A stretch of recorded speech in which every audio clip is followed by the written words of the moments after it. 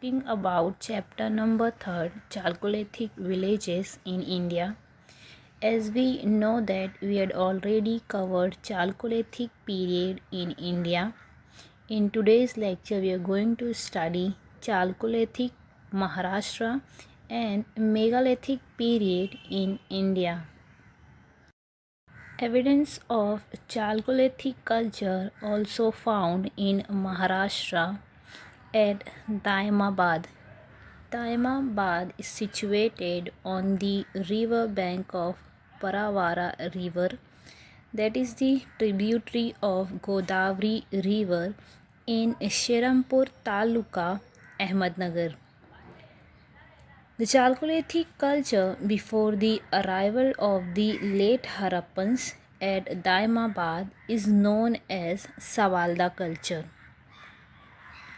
The culture in the succeeding period of the late Harappans were respectively known as Malwa and Jorvi culture. Study in detail about the Savalda culture that we found in the arrival or at the time of the arrival of the late Harappans at Daimabad. Savalda is in Dhule district. It is situated on the banks of the river Tapti. Savalda culture is dated to 2000 to 1800 before Common Era. This culture seems to have arisen by the cultural contact between Mesolithic people in northern Maharashtra and the late Harappan people in Saurashtra. People of Savalda culture at Daimabad use wheel-made pottery. The design on their earthen pots include arrowheads, harpoons, and figures of various animals. People of this culture also use copper objects, beads of silicious stone, arrowheads made of bones, mortars and pestle stones, etc. Their village at Daimabad was protected by a surrounding wall. They built mud houses and they made the floors by ramming, which means to dig or to stick or to press mud and alluviums together.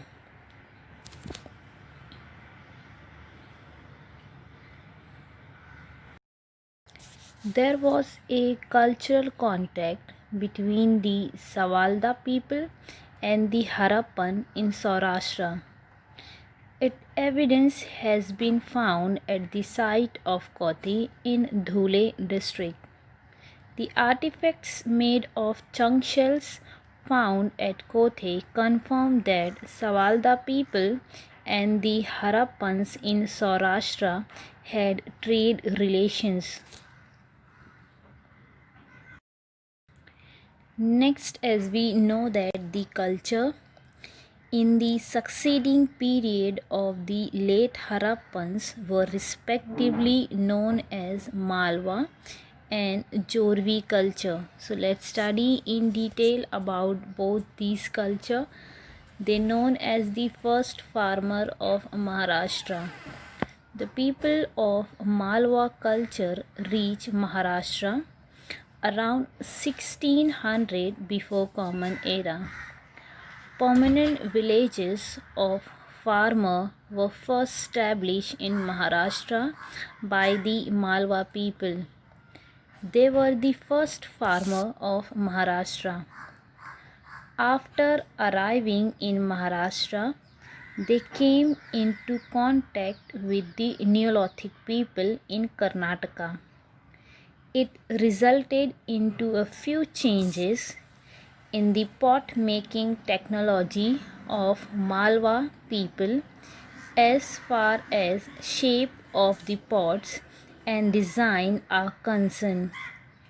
This was the beginning of the new culture known as Jorvi culture. Let's try to understand where we found the evidence of Chalcolithic culture in Maharashtra with the help of this map. Okay, the Chalcolithic culture in Maharashtra had spread in Tapti, Godavari, and Bhima basin, Daimabad, Prakashe, district Nandurbar, and Inamgaon were the large villages and the main center in the respective river basin. Other smaller settlements and farmsteads were linked to the large center in their vicinity. For example, Nevase, Nasik were the large center, Sangaon and Chandoli in the Pune district, Pimpaldar in the Nasik district were smaller settlements. Valki near Inamgaon was a farmstead. Pimpaldar in the Bagalan Ghat was situated at a vantage point between Tapti and Godavari basin. Hence, it held an important position in the trade. Through it was smaller in extent. Valki was situated at the confluence of river God and Mula. It was a very small site. It was a farmstead. Let's study the cultural chronology at Inamgaon. Inamgaon, Taluka Shirur, in the district of Pune, was subjected to extensive horizontal excavation. Therefore, in-depth cultural information of the site is available. The cultural chronology at Inamgaon are Malwa culture around 600 to 1400 before Common Era, early Jorvi culture 1400 to 1000 before Common Era, late Jorvi culture 1000 to 700 before Common Era. Early Jorvi was the flourishing phase of the Jorvi culture that succeeded the Malwa culture. As we know that late Jorvi is the phase when the Jorvi culture declined. Okay. The excavation at Inamgaon has unfolded the material culture and the day-to-day life of the Jorvi people in great detail. Let's study in detail about the characteristic of Malwa culture. In that, first we are going to study in detail about the housing structure of the Malwa culture. During the Malwa phase, people at Inamgaon lived in spacious, extensive rectangular houses. The house wall was wattle and daub, which mean a material formerly or traditionally used in building walls, consisting of a network of interwoven stick and twigs covered with mud or clay. Houses were partitioned into two rooms by a half wall.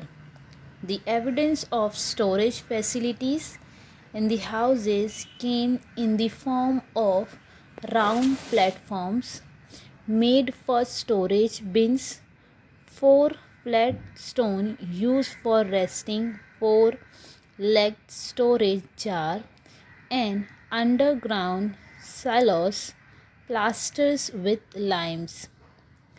People sometimes stay in pit dwelling, though its use was rare. Malwa pottery. Malwa pottery is mostly of puff yellowish color. Design on these pots are painted in brown. Characteristic of Jorvi culture. Jorvi pots are well baked, giving a metallic sound. They are red in color with design painted in black. Jorvi pottery includes shapes like spouted pots, carinated bowls, and troughs, which mean pots with long neck, lota, cobular jar, etc. The late Jorvi people made pots of the same shapes but without any decoration. Potter queens were found in both Malwa and early Jorvi period. They were round in shape. The queens of early Jorvi period was larger and of greater capacity. In the late Jorvi period, potters did not have a specially built kilns. They baked their pots by directly arranging them on the ground. Inamgaon was the center of pottery production, which supplied pottery to surrounding villages. Next is housing structure or characteristics of the houses during Jorvi culture. Our point is Jorvi culture houses. A house quad rectangular in shape, spacious, having multiple rooms, or just a round shaped spit dwelling is the indicator of the economic condition of the family staying in it. The numbers of round pit dwelling was negligible. However, the number of quad rectangular spacious houses diminished in the late Jorvi period, and the number of round huts increased considerably. These round huts were different than the round pits dwelling. These were erected by tying a number of sticks at the upper end and then pegging the lower ends on the ground by fanning them out. Such huts are usually erected by nomadic people. The climate in the late Jorvi period increasingly became arid. The round huts is the evidence of the climatic change that forced the Jorvi people to take up nomadic life. Jorvi administration. The early Jorvi people at Inamgaon dug a canal for storing flood water of the river. It is obvious that this was done for irrigation purpose. Distribution of this water was controlled by the chief of the village. The chief stayed in a 5-roomed house built at the central part of the Chalcolithic Inamgaon. There were many underground silos inside the house and in the courtyard, built for storing food grains. Inamgaon farmers cultivated wheat, barley, sorghum, lentil, horse gram, etc. Meat and fish were also part of their diet. Like other Chalcolithic sites, Inamgaon also yielded colorful stone beads, microliths, and copper objects. The rank of the chief of Inamgaon was an inherited one. The burials found near the chief's house confirm this fact. The burials were completely different from the other burials found at Inamgaon. Generally, a dead person was buried in a pit in an extended position. However, in one of the burials found near the chief's house, The dead body was seated in a four-legged bulging jar. There was an earlier burial of the same types without the skeletal remains. It was symbolic burial. The early Jorvi people used globular jar for burying a dead child. In this type of burial, the dead child was placed in a two jar joined mouth to mouth.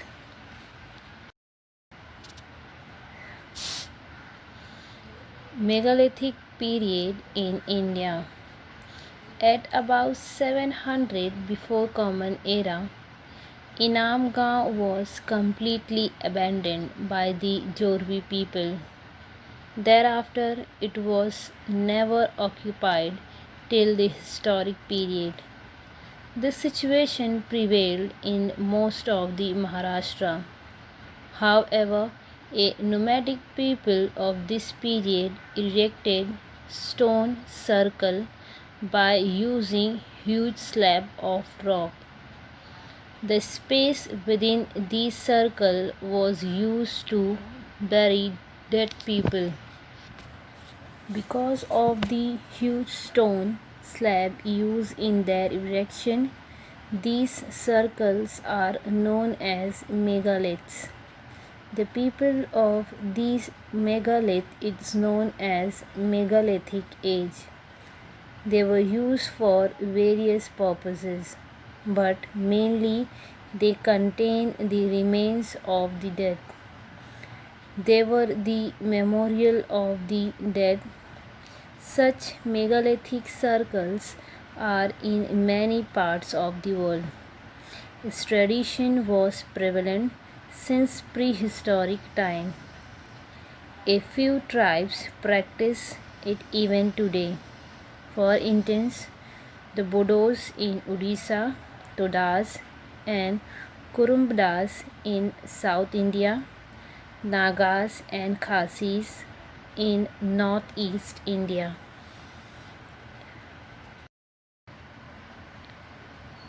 Most of the megalith circle in India are dated to 1500 to 500 before Common Era. Some of the megalith circle in North India are as old as the Neolithic period. The people who erected the megalith circle in Maharashtra are supposed to have come from South India. The megalith circle in Maharashtra belongs to the Iron Age. They are dated to 1000 to 400 before Common Era. Let's study where we found the evidence of megalithic people and their characteristic. In the Vidarbha region of Maharashtra, megalith burials are found in large numbers, especially in the district of Nagpur, Chandrapur and Bandara. Excavations of the megalith burials were conducted at various sites like Takal Ghat, Mahuzari, Khapa, Naikund, etc. It is notable that most of these sites were situated on the ancient trade routes. However, settlements of artisans of megalithic culture are rarely found.